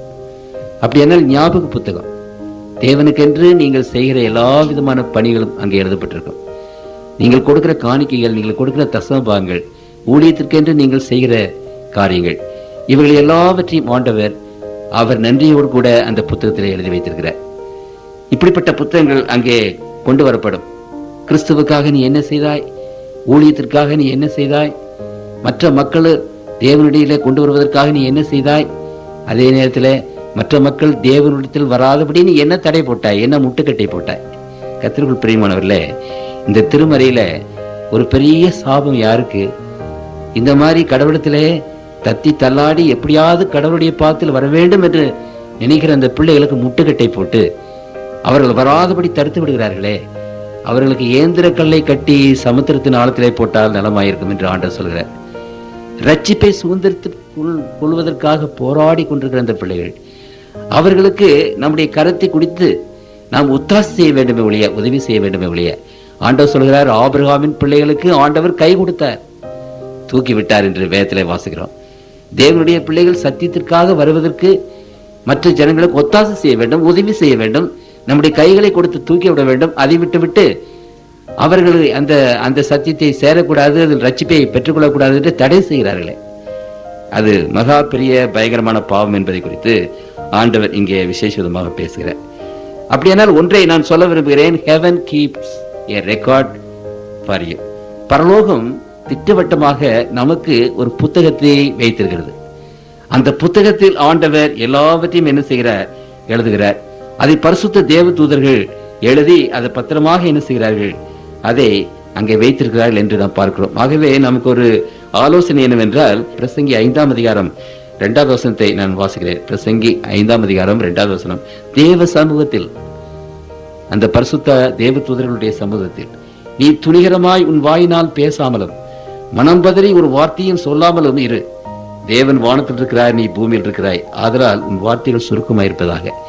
திடீரென்று ஏதாவது சொல்லிடாது, அதையெல்லாம் தேவ தூதர்கள் என்ன செய்வாங்கன்னா அங்கு கொண்டு போய் எழுதி வைத்து விடுவார்கள். அங்கு மத்தேயு 18ஆம் அதிகாரத்தில் நான் உங்களுக்கு வாஸ்து காண்பித்தேன். நம்முடைய தேவ தூதர்கள் போக்கும் வருத்தமாக இருக்கிறார்கள். இந்த சிறியல் ஒருவனும் 18:10 அற்பமாய் எண்ணாதபடிக்கு எச்சரிக்கையாயிருங்கள். அவர்களுக்குரிய தேவ தூதர்கள் பரலோகத்திலே என் பரமபிதாவின் சமூகத்தை எப்பொழுதும் தரிசிக்கிறார்கள் என்று உங்களுக்கு சொல்கிறேன். அப்படியானால் இந்த தேவ தூதர்கள் என்ன செய்கிறார்கள் என்றால், அவர்கள் இந்த ரெக்கார்டை எடுத்து வைத்திருக்கிறார்கள். அவர்கள் ஒரு தப்பும் செய்ய மாட்டாங்க. அவர்களுக்கு லஞ்சம் கொடுத்து தப்பு இந்த மாதிரி எழுதிவிடு, அந்த மாதிரி எழுதிவிடு என்று யாரும் சொல்ல முடியாது. புரியுதுங்களா? அவர்களை காக்கா பிடிக்க முடியாது, அவர்களை நாம் ஒன்றும் செய்ய முடியாது. உண்மையை உண்மை என்றும் எது எப்படி என்றும் அவர்கள் திட்டவட்டமாக அதை எழுதிவிடுவார்கள் என்று நாம் பார்க்கிறோம். ஒரு சிறு பையனாக இருந்தபோது ஒரு கதை வாசித்த ஞாபகம் இருக்கிறது. ஒரு ஆட்டு மந்தையிலே போய் ஒரு ஆட்டை திருட வேண்டும் என்று தகப்பன் புறப்பட்டான். சரி, ஒத்தாசைக்காக அவனுடைய சிறு மகனை அவன் படித்துக் கொண்டிருக்கிறான். ஒரு கிறிஸ்தவ பள்ளிக்கூடத்தில் அவனை கூட்டிக் கொண்டு போனான். அந்த சிறு பையனை ஒரு இடத்துல நிறுத்தி வைத்து, யாராவது வந்தால் என்னை கூப்பிடு, எச்சரி என்று சொல்லிவிட்டு அவன் அந்த பட்டியல மேலே ஏறி குதித்து ஒரு கொளுத்த ஆட்டை அங்கே தூக்கி அங்கே தோளின் மேலே போட்டு இனிமேல் மெதுவாக ஏறி குதிக்க வேண்டும், குதித்து விட்டு ஓடிவிட வேண்டும். அப்ப அந்த ஆட்டு இடையே அங்கே இல்லை. ஆகவே அந்த குதிப்பை மேலே ஏறுவதற்கு முன்னதாக அவன் கேட்டான், தம்பி, யாராவது பார்க்கிறார்களா? ஆமாப்பா. அவனுக்கு உடனே பயம் வந்து அந்த ஆட்டை கீழே தூக்கி எறிந்து விட்டு மேலே ஏறி குதித்து வேகமாக ஓடி வந்து அந்த பையனுடைய கையையும் தரத்தர என்று இழுத்துக்கொண்டு ஒரு மரத்துக்கு பக்கத்தில் போய் ஒளிந்து கொண்டு, யார் பார்த்தா? அந்த ஆட்டடியன் பார்த்தானா, அல்லது இந்த ஊர்ல இருக்க யாராவது பார்த்துட்டாங்களா? இல்லப்பா, கடவுள் பார்த்தார். ஒரு சிறிய கதை. இதை யார் நினைக்கிறோம்? இருட்டிலே செய்கிற காரியங்கள், பகல்லே செய்கிற காரியங்கள், கர்த்தருக்குள் பிரியமான தேவனுடைய பிள்ளைகளே, கர்த்தர் பார்த்து கொண்டிருக்கிறார் என்று யாராவது நாம் விசுவாசிக்கிறோமா? உலகத்தார் விசுவாசிக்காமல் போகட்டும், தேவனை நேசிக்கிற பிள்ளைகள் விசுவாசிக்கிறோமா? தேவனுடைய ஊழியத்தை செய்கிறவர்கள், தேவனை நேசித்த தேவனுடைய பிள்ளைகள் விசுவாசிக்கிறோமா? கர்த்தருக்குள் பிரியமான தேவனுடைய பிள்ளைகளே, அந்த தேவ தூதர்கள் அவர்கள் எல்லாவற்றையும் அங்கே எழுதி வைத்திருக்கிறார்கள் என்று நாம் பார்க்கிறோம். நம்முடைய ரெக்கார்டு முழுவதும் அந்த பரலோக ராஜ்யத்துக்கு போகும். இன்னைக்கு சில காரியங்கள் உலகத்தார் பார்த்தால் என்ன நினைப்பாங்கன்னு நம்ம வைக்கப்படுறோம். கர்த்தருக்குள் பிரியமான தேவனுடைய பிள்ளைகளை உலகத்தார் பார்த்தால் என்ன நடக்கும் என்று சொல்லி நாம் இன்றைக்கு வைக்கப்படுகிறோம். 1 தீமோத்தேயு 5ஆம் அதிகாரத்தில் 24வது வசனம் வாசிக்கிறேன். சிலருடைய பாவங்கள் வெளிரங்கமாய் இருந்து நியாய தீர்ப்புக்கு முந்திக் கொள்ளும். சிலருடைய பாவங்கள் அவர்களை பின்தொடரும். அப்படியே சிலருடைய நற்கிரிகளை வெளிரங்கமாயிருக்கும், அப்படியே இராதவைகளும் மறைந்திருக்க மாட்டாது. சிலருடைய பாவங்கள் நியாய தீர்ப்புக்கு முந்திக் கொள்ளும், சிலருடைய பாவங்கள் நியாய தீர்ப்புக்கு பிந்தி வரும். அதாவது நியாய தீர்ப்பிலே வரும். சிலருடைய பாவங்கள் அவர்களை பின்தொடரும். நாம் மனம் திரும்பி நாம் பாவம் செய்தோம் என்று நீங்கள் அறிக்கையிட்ட பாவங்கள் நியாய தீர்ப்பு முன்னாலே போயிடும். முன்னாலே போய் அந்த புத்தகத்தில் போய் ஆண்டவர் அதை கிறுக்கி விடுவார், அதை அழித்து விடுவார். பாவ மன்னிப்பை நாம் பெற்று விடுவோம். முன்னாலே போயிருந்த பாவங்கள். ஆனால் அந்த அறிக்கையிடாத பாவங்கள் நம்மோடு கூட வந்து நியாய தீர்ப்பிலே வரும் என்று அங்கே சொல்லப்பட்டிருக்கிறது. சரி, அடுத்தபடியாக நாம் பார்க்க வேண்டிய ஒரு காரியம் என்னவென்றால், set your life record brothers and sisters. நம்முடைய அந்த வாழ்க்கையை ரெக்கார்டை கரெக்ட் பண்ணுங்க. அது நல்ல விதமாக இருக்கும்படியாக ஆண்டவர் கிருபை செய்வாராக. ஒருவேளை நம்முடைய தப்புகள் தவறுகள் ஏராளமாக இருக்குமானால் இந்த நேரத்திலேயே இந்த காலத்திலேயே நாம் விசேஷ விதமாக நாம் மனம் திரும்பி குணப்படுகிற அந்த காலம் இது நியாய தீர்ப்பின் காலம். அந்த யூத ஜனங்கள், கர்த்தருக்குள் பிரியமானவர்களே, இந்த டே ஆஃப் அட்டோன்மெண்ட் 7ஆம் மாதம் 10ஆம் தேதி அவர்களுக்கு அந்த பாவ நிவாரண நாள், ஜட்ஜ்மெண்ட் நாள். அந்த நாளிலே அவர்கள் உபவாசம் இருந்து அவர்கள் ஜெபித்து கண்ணீர் விட்டு பாவ அறிக்கை செய்து, அப்பொழுது துணிமணிகள் எல்லாம் உயர்ந்தவைகளை போட மாட்டார்கள். அப்பொழுது தங்களுடைய நகைகள் எல்லாவற்றையும் கலத்தி வைத்து விடுவார்கள். நாம் நியாய தீர்ப்பின் காலத்திலே இருக்கிறோம். இப்பொழுது நாம் உபவாசிக்க வேண்டிய நேரம், இப்பொழுது நாம் அதிகமாக ஜெபிக்க வேண்டிய நேரம், இப்பொழுது நாம் கர்த்தருடைய பாதத்திலே நாம் அலங்காரம் இல்லாமல் நிற்க வேண்டிய ஒரு நேரம். நியாய தீர்ப்பின் வேலை இப்பொழுது நடந்து கொண்டிருக்கிறது. திருமறை அதை குறித்து விசேஷ விதமாக சொல்கிறது. நீ உன் தேவனை சந்திக்க ஆயத்தப்படி என்று இன்றைக்கு ஏராளமான கிறிஸ்தவர்கள் வல்லமையாக பிரசங்கம் பண்ணிக்கிறார்கள். அவர் மேகத்திலே வரும்போது, மகனே மகளே, நீ அவரை சந்திக்க ஆயத்தப்படு, அவரை சந்திக்க நீ ஆயத்தப்படு. இதைத்தான் விசேஷமாக தேவனுடைய பிள்ளைகள் என்று பிரசங்கம் பண்ணி கொண்டிருக்கிறார்கள். ஆயிரக்கணக்கான புல்பிட்டிலே, ரேடியோவிலே, டெலிவிஷன்ல உன் தேவனை சந்திக்கும்படி நீ ஆயத்தப்படுகிறாயே என்று அங்கே பிரசங்கம் பண்ணி கொண்டிருக்கிறார்கள். கர்த்தருக்குள் பிரியமானவர்களே, ஆனால் திருமறை என்ன சொல்கிறது? இன்றைக்கு தேவனுடைய தூது என்ன சொல்கிறது? நியாய தீர்ப்பின் வேலை வந்தது, ஆகவே நீ நியாய தீர்ப்புக்கு ஆயத்தப்படு. அந்த நியாய தீர்ப்பிலே ஆயத்தப்பட்டு நீதிமான் என்று தீர்த்தவர்கள் தான் தேவனை சந்திக்க ஆயத்தப்பட வேண்டும். அந்த நியாய தீர்ப்பிலே குற்றமுள்ளவர்கள், விக்கெட் பீப்புள் என்று தீர்மானம் பண்ணவங்க எப்படி தேவனை சந்திக்க முடியும்? தேவனுடைய மகிமையிலே அழிந்து போவார்கள். ஆகவே உலகத்தின் மக்களுக்கு இன்றைய தூது என்னவென்றால், அவரை சந்திப்பதற்கு ஆயத்தப்படு என்பது உண்மைதான். ஆனால் அவரை சந்திப்பதற்கு எப்படி ஆயத்தப்பட வேண்டும்? உன்னுடைய நியாய தீர்ப்புக்கு முதலாவது நீ ஆயத்தப்படு. அதிலே நல்லவன் என்று பெயரிடு, அவரை நீதிமான் என்று பெயரிடு.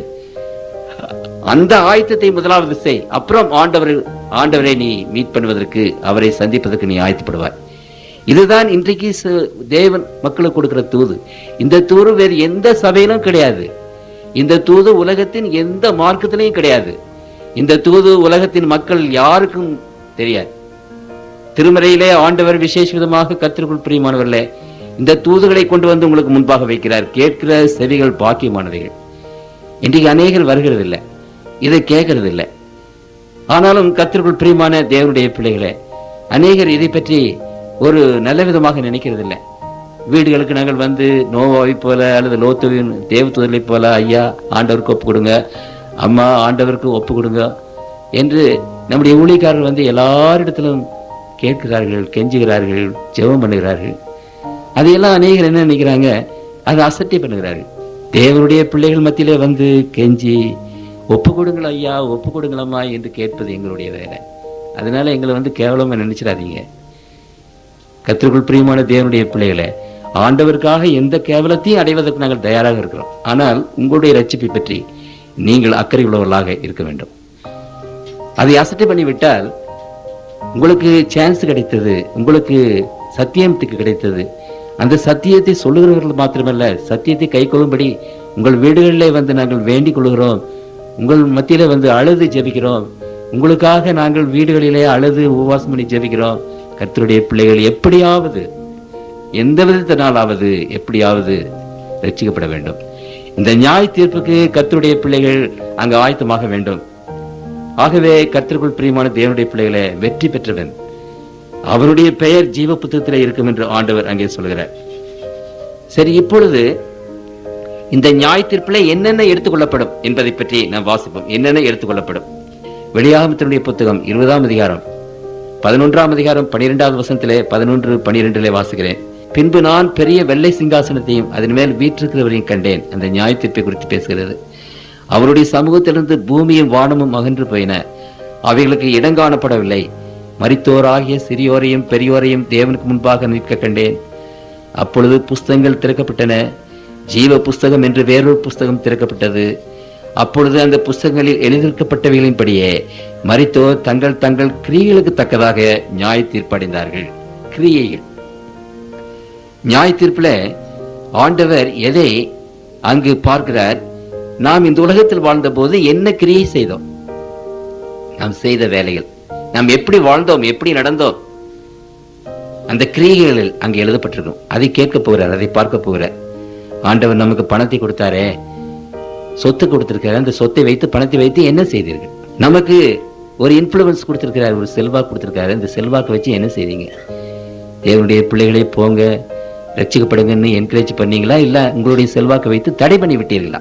மற்றவர்களுக்கு என்ன செய்தோம்? ஏழைகளுக்கு என்ன செய்தோம்? தேவனுடைய ஊழியத்துக்கு என்ன செய்தோம்? கிரியைகள். அங்கு உன்னுடைய மனைவிக்கு விரோதமாக நீ என்ன செய்தாய்? உன்னுடைய கணவனுக்கு விரோதமாக நீ என்ன செய்தாய்? உன்னுடைய பிள்ளைகளுக்கு விரோதமாக நீ என்ன செய்தாய்? அடுத்த வீட்டுக்கு அல்லது அண்டை வீட்டுக்காருக்கு, நண்பர்களுக்கு, கர்த்தருக்குள் பிரியமானவர்களே, எல்லா கிரியைகளும் அங்கு எழுதப்பட்டிருக்கின்றன. ஆகவே கர்த்தருடைய பிள்ளைகள் இந்த காலங்களிலே நாம் நினைத்து நினைத்து ஆவியானவரிடத்திலே பேசி பேசி நம்முடைய கிரிகள் எல்லாவற்றையும் நினைத்து தப்பிதமான கிரிகளுக்காக கெஞ்சி மன்றாடி ஆண்டவரிடத்திலே மன்னிப்பு கேட்டுக்கொள்வதற்கு இதுதான் தருணம். எவ்வளவு பெரிய பாவியாக இருந்தாலும், ஆயிரமான பெரிய பாவங்களை செய்தாலும் தேவன் நம்மை மன்னிப்பதற்கு ஆவல் உள்ளவராக இருக்கிறார். ஆகவே மன்னிப்பு கேளுங்க, அந்த அக்கௌண்ட்டை செட்டில் பண்ணிருங்க. இறைவன் எதையும் மன்னிக்காமல் விட மாட்டார். வருத்தப்பட்டு பாரம் சுமக்கிறவர்களே, என்னிடத்துல வாருங்க, நான் உங்களுக்கு இளைப்பாறுதல் தருவேன். ஆகவே நாம் இந்த காலங்களிலேயே தேவனுடைய பிள்ளைகளாக, நம்முடைய பாவங்கள் எல்லாவற்றையும் அறிக்கிட்ட பிள்ளைகளாக நாம் தேவனுடைய சன்னிதானத்திலே நிற்போமாக. அந்த கிருபையும் இரக்கமும் இப்பொழுது இருக்கிறது, நாளைக்கு அது இராது என்று திருமறை அங்கே சொல்லுகிறது.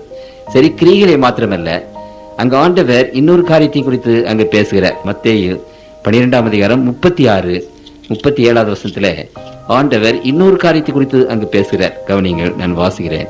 மனுஷர் பேசும் வீணான வார்த்தைகள் யாவையும் குறித்து நியாய தீர்ப்பிலே கணக்கு ஒப்புவிக்க வேண்டும் என்று உங்களுக்கு சொல்கிறேன். ஏனெனில் உன் வார்த்தைகளினாலே நீதிமான் என்று தீர்க்கப்படுவாய், அல்லது உன் வார்த்தைகளினாலே குற்றவாளி என்று தீர்க்கப்படுவாய் என்ற. அப்படியானால் வார்த்தைகள், நாம் என்ன பேசுறோமோ வார்த்தைகள், அவைகள் அங்கு எடுத்துக்கொள்ளப்படும். நியாய தீர்ப்புல என்னென்ன பேசணும்? இனிய உளவாக இன்னாத கூறல் கனியிருப்ப காய்கவன் தற்று என்று வள்ளுவ நாயனார் பாடினார். இனிய கனிகள் இருக்கும்போது, சுவையான கனிகள் இருக்கும்போது அதையெல்லாம் விட்டு விட்டு கசப்பான காய்களை தின்னுவது போல நம்முடைய தமிழ் மொழியில ஏராளமான இனிய சொற்கள் இருக்கின்றன. அந்த இனிய சொற்கள் எல்லாவற்றையும் விட்டு விட்டு கடுமையான சொல்லை உபயோகிக்கிறோமா? மனைவியை திட்டுகிறோமா? புருஷனை திட்டுகிறோமா? பிள்ளைகளை வைகிறோமா? என்னென்ன வார்த்தைகளை நாம் உபயோகிக்கிறோம்? மற்றவரிடத்துல என்ன பேசுகிறோம்? என்கரேஜிங் வேர்ட்ஸை பேசுகிறோமா? தட்டி கொடுத்து பேசுகிறோமா? அல்லது அவனை டிஸ்கரேஜ் பண்ணி இப்படி செய்யாதே அப்படி செய்யாதே, விசேஷமாக சத்தியத்துல நீ விரோதமாக சத்தியத்துக்கு போகாதே, அதன்படி செய்யாதே, நம்முடைய பேசுகிற ஒவ்வொரு வார்த்தைகளும் கடவுள் கேட்டுக்கொண்டிருக்கிறார். அவைகளுக்கு ஆண்டவர் அங்க கணக்கு கேட்பார். நம்ம பேசுற வார்த்தைகள்லாம் ஆகாயத்துல தான் இருக்குது, அது அழிந்து போய்விட்டது என்று நினைக்காதீர்கள். அந்த வார்த்தைகள் எல்லாம் என்ன செய்யும்? ஆண்டவர் கணக்கு கொண்டு வருவார். பார்த்தீங்களா? அப்போ வார்த்தைகளில் நாம் எவ்வளவு ஞானமாக இருக்க வேண்டும். கண்டதையும் கண்டபடி பேசிவிடலாமா? துன்மார்க்கமாக பேசலாமா? கோபத்தோடு பேசலாமா? அப்படியானால் இவ்வளவு பயங்கரமான நியாய தீர்ப்பு எப்படி அதிலே நான் நிற்பேன்? அன்புள்ள கர்த்தருக்குள் பிரியமான தேவனுடைய பிள்ளைகளே, ஆண்டவருடைய பிள்ளைகளுக்கு உதவி, ஏராளமான உதவி கிடைக்கிறது. நம்முடைய நாவை கட்டுப்படுத்துவதற்கு ஆண்டவர் உதவி கேளுங்க. நம்ம தப்பிதமான காரியங்களை பேசாமல் இருப்பதற்கு ஆண்டவரிடத்துல உதவி கேளுங்க. நம் தப்பிதமான கிரியைகளை செய்யாதிருப்பதற்கு ஆண்டவரிடத்துல உதவி கேளுங்க. இந்த காலத்தில் ஆண்டவரை நெருங்கி ஜீவித்து நம்முடைய வார்த்தைகள் பரிசுத்தமாயிருக்கட்டும், நன்மையுள்ள வார்த்தையாயிருக்கட்டும், ஜீவனுள்ள வார்த்தையாயிருக்கட்டும், அது மற்றவர்களை உற்சாகப்படுத்தக்கூடிய வார்த்தையாக இருக்கட்டும், அப்படிப்பட்டவர்களாக நாம் வாழ ஆண்டவரிடத்துல கேளுங்க. ஆண்டவர் பலன் தருவார்.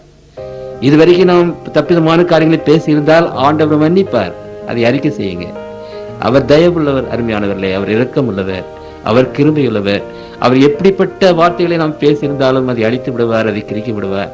இப்பொழுது நமக்கு அட்வொகேட்டாக அவர் வேலை செய்யும் போது, என் மகன் ஆண்டவரே, இந்த மகனுக்காக நான் ரத்தத்தை சிந்தினேன் என்று ஆண்டவர் 2 கைகளையும் விரித்து, இந்த மகனுக்காக இந்த மகளுக்காக என்று ரத்தத்தை சிந்தினேன் ஆண்டவரே, இந்த பாவத்தை மன்னியும் என்று ஆண்டவர் இப்பொழுது கேட்டுக்கொண்டிருக்கிறாரே, பரிந்து மன்றாடி கொண்டிருக்கிறாரே. இந்த நேரத்திலேயே நாம் அதை அறிக்கை செய்து விட்டு இனி நம்முடைய பேச்சையும் மற்ற காரியங்கள் எல்லாவற்றையும் ஆண்டவருடைய கிருபையினாலே, அவருடைய வல்லமையினாலே சுத்தமான பேச்சை நாம் பேசத்தக்கதாக ஆண்டவர் விசேஷமாக கிரியை செய்வாராக. 3ஆவதாக, இந்த நியாய தீர்ப்பிலே கர்த்தருடைய பிள்ளைகளுக்கு எதை வைத்து ஆண்டவர் நியாயம் தீர்க்க போகிறார்? 2 கொரிந்தியர் 5ஆம் அதிகாரம் 10வது வசனத்திலே நான் வாசிக்கிறேன். ஏனென்றால் சரீரத்தில் அவனவன் செய்த நன்மைக்காவது தீமைக்காவது தக்க பலன் அடையும்படி நாம் எல்லாரும் கிறிஸ்துவின் நியாய சங்கத்துக்கு முன்பாக அங்கே என்ன செய்ய வேண்டும் என்றால் நிற்க வேண்டும். 10ஆம் அதிகாரம் 5வது வசனம் 15. அவைகளால் நாங்கள் தர்க்கங்களையும் தேவனை அறிகிற அறிவுக்கு விரோதமாய் எழும்புகிற எல்லா மேட்டுமையையும் நிர்மூலமாக்கி எந்த எண்ணத்தையும் கிறிஸ்துவுக்கு கீழ்ப்படிய செய்து, எந்த எண்ணத்தையும் கிறிஸ்துவுக்கு கீழ்ப்படிய சிறைப்படுத்தவர்களாக இருக்கிறோம். நம்முடைய எண்ணங்களை ஆண்டவர் அங்கு நியாயம் தீர்ப்பார். உள்ளத்திலே பேசுவது நினைப்பது ஒன்று, வெளியிலே பேசுவது ஒன்று. இதுதான் மனிதனுடைய காரியம். ஆனால் வெளியிலே பேசுகிற பேச்சுகளை மாத்திரம் ஆண்டவர் நியாயத்திலே கொண்டு வர மாட்டார். உள்ளத்திலே நாம் என்ன நினைக்கிறோம், what is your thinking, what is your thoughts, அந்த எண்ணத்தையும் ஆண்டவர் நியாயத்திலே கொண்டு வருவார். ஆகவே எல்லா தர்க்கங்களையும் தேவனை அறிகிற அறிவுக்கு விரோதமாய் எழும்புகிற எல்லா மேட்டுமையை நிர்மூலமாக்கி எந்த எண்ணத்தையும் கிறிஸ்துவுக்கு கீழ்ப்படுத்தி, நம்முடைய எண்ணங்கள் கிறிஸ்துவ வாழ்க்கைக்கு ஏற்ற எண்ணங்களாக கிறிஸ்துவுக்கு கீழ்ப்பட்டு சிறைப்பிடிக்கப்பட வேண்டும் என்று எழுதுகிறார். எதை வேண்டும் என்றாலும் எண்ணிவிடலாம் என்று நினைக்காதீங்க. உள்ளத்திலே மாசற்றவளாக நாம் இருக்க வேண்டும். அந்த எண்ணத்தை கண்ட்ரோல் பண்ணுங்க. இதுவரைக்கும் தப்பிதமாக சாக்கடையாக இருந்த இருதயத்தில் எத்தனையோ சாக்கடை எண்ணங்கள் இருந்திருக்கிறது. அவைகள் எல்லாவற்றையும் விட்டு கர்த்தருக்குள் பிரியமானவர்களே, புனித எண்ணங்கள், ஆண்டவருடைய ராஜ்யத்திற்கு ஏற்ற எண்ணங்கள், பரலோகத்தின் எண்ணங்களை உடையவர்களாக நாம் ஜீவிக்க ஆண்டவர் நமக்கு ஒத்தாசை செய்வாராக. எண்ணங்களையும் ஆண்டவர் அதில் எடுத்துக்கொள்வார். அப்புறம் அங்கு இன்னொரு வசனத்தை நான் வாசிக்கிறேன். நீதிமொழிகள் 16:2 வாசிக்கிறேன். மனுஷனுடைய வழிகள் எல்லாம் அவன் பார்வைக்கு சுத்தமானவைகள், கர்த்தரோ ஆவிகளை நிறுத்தி பார்க்கிறார். ஆவிகள் என்று சொன்னால் மோட்டிவ்ஸ், இங்கிலீஷ்ல மோட்டிவ்ஸ். என்ன நோக்கம், நாம் செய்கிற ஒவ்வொரு காரியத்திலும் என்ன நோக்கம், அந்த நோக்கத்தை ஆண்டவர் நிறுத்தி பார்க்கிறார். என்ன நோக்கம் நமக்கு இருக்கிறது என்று நிறுத்தி பார்க்கிறார். கர்த்தருக்குள் பிரியமான தேவனுடைய பிள்ளைகளை, நம்ம சில சமயங்களில அங்கு ஏழைகளுக்கு வேஷ்டி கொடுக்குறோம், ஏழைகளுக்கு துணி கொடுக்குறோம், ஏழைகளுக்கு சாப்பாடு போடுகிறோம். ஆனா உலகத்தில் உள்ளவர்கள் என்ன நினைக்கிறார்கள், ஓஹோ இவர் பெரிய பராபகாரி, இவர் பெரிய கொடையாளி, ஏழைகளுக்கு எவ்வளவு தான தர்மம் செய்கிறார். ஆனா அதனுடைய நோக்கம் என்ன தெரியுங்களா? பாத்திரிகளே தன்னுடைய பெயர் வர வேண்டும், தன்னுடைய பெயர் பிரபலமாக வேண்டும். புரியுதுங்களா? அது அங்கே நோக்கமாக இருக்கிறது. இப்படி நம்முடைய நோக்கம் என்ன, அந்த நோக்கத்தை ஆண்டவர் நிறுத்தி பார்க்கிறார் என்று அங்கே நாம் வாசிக்கிறோம். ஆகவே கர்த்தருக்குள் பிரியமானவர்களே, கர்த்தருடைய பிள்ளைகளுடைய நோக்கம் பரிசுத்தமான நோக்கமாக இருக்கட்டும், தேவனுக்கேற்ற நோக்கமாக இருக்கட்டும். ஐந்தாவதாக அங்கு ஆண்டவர் சொல்லுகிற இன்னொரு விசேஷமான காரியம், எதை ஆண்டவர் நியாய தீர்ப்பு கொண்டு வருவார் என்று அங்கே சொல்லப்பட்டிருக்கிறது. பிரசங்கி 12 அங்கு 14வது வசனத்தில் நான் வாசிக்கிறேன். 14, ஒவ்வொரு கிரியையும் அந்தரங்கமான ஒவ்வொரு காரியத்தையும் நன்மையானாலும் தீமையானாலும் தேவன் நியாயத்திலே கொண்டு வருவார். அப்படியானால் எல்லாவற்றையும் ஆண்டவர் நியாயத்திலே கொண்டு வருவார். சீக்ரெட் திங்ஸ், மறைமுகமான காரியங்கள் எல்லாவற்றையும் ஆண்டவர் அங்கே கொண்டு வருவார். அப்படியானால் கர்த்தருக்குள் பிரியமான தேவனுடைய பிள்ளைகளே, இந்த உலகத்தில் இன்றைக்கு அதிக நியாய தீர்ப்பு, நமக்கு சில சமயங்களில் நியாய தீர்க்கும் போது ரொம்ப அநியாயமான நியாய தீர்ப்பு நடக்கிறது. ஆனால் பரலோகத்தில் நாம் அதை எதிர்பார்க்கவே முடியாது. ஆண்டவருடைய நியாய தீர்ப்பு நீதியும் உத்தமமானதாக இருக்கும் என்று நாம் பார்க்கிறோம். இந்த நியாய தீர்ப்புல ஸ்டாண்டர்ட் என்ன, எதை வைத்து ஆண்டவர் நியாயம் தீர்க்க போகிறார், இதை நான் அடிக்கடி உங்கள் மத்தியிலே பேசியிருக்கிறேன். கர்த்தருக்குள் பிரியமானவர்களே, யாக்கோபினுடைய புத்தகம் 2ஆம் அதிகாரம் 12வது வசனம், சுயாதீன பிரமாணத்தினால் நீ நியாய தீர்ப்படைய போகிறவர்களாய் அதற்கேற்றபடி பேசி அதற்கேற்றபடி செய்யுங்கள். சுயாதீன பிரமாணத்தினால் நியாய தீர்ப்பு அடைய போகிறோம், அதனால அந்த பிரமாணங்களுக்கு ஏற்றபடி பேசுங்க, அதன்படி செய்யுங்கன்னு சொல்றார். அந்த சுயாதீன பிரமாணம் என்றால் என்ன? 11 மேல்கோள் காட்டுகிறார், விபச்சாரம் செய்யாதிருப்பாயாக. ஆகவே 10 பிரமாணத்தை பற்றி அங்கே பேசுகிறார்.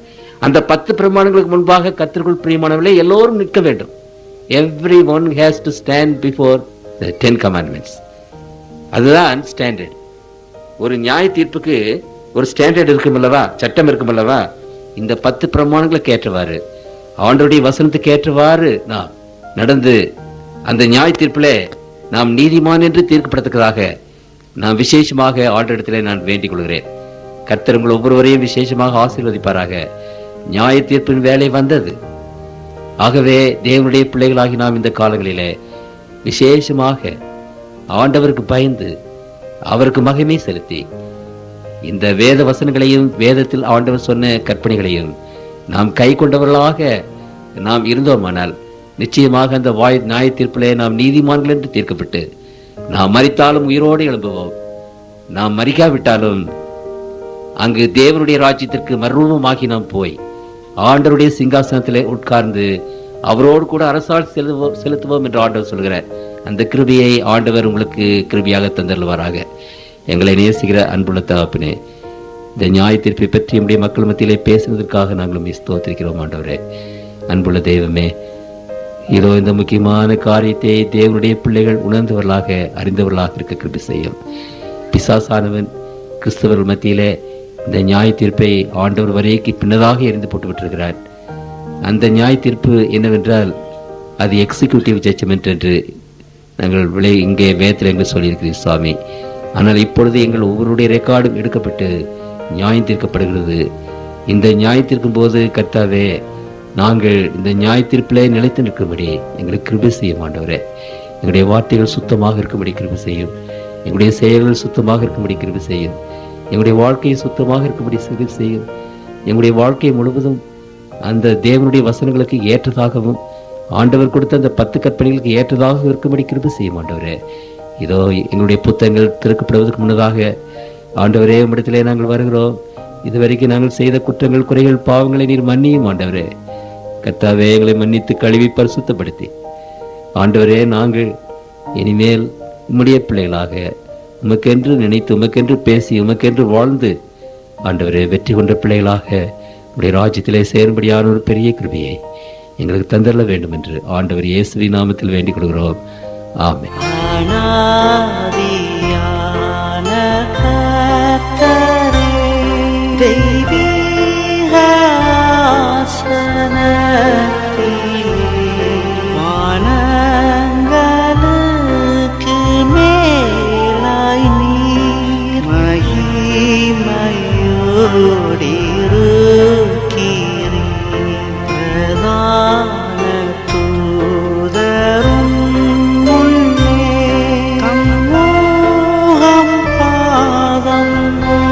மூடி சாஷ்டாங்கமாக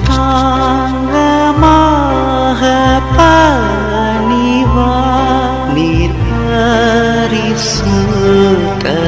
பரிசுத்தரின்னுவா அப்படியானால் தூசியும் சாம்பலுமான நாங்களும் எவ்வாறு உம்மை அண்டுவோம் எவ்வீரமாய் ஆராதிப்போம் நீரோ உயர்ந்த வானத்தில் நாங்களோ தாழ்ந்த பூமியில் இருப்பதால் வணங்குவோம் அபயத்தோடு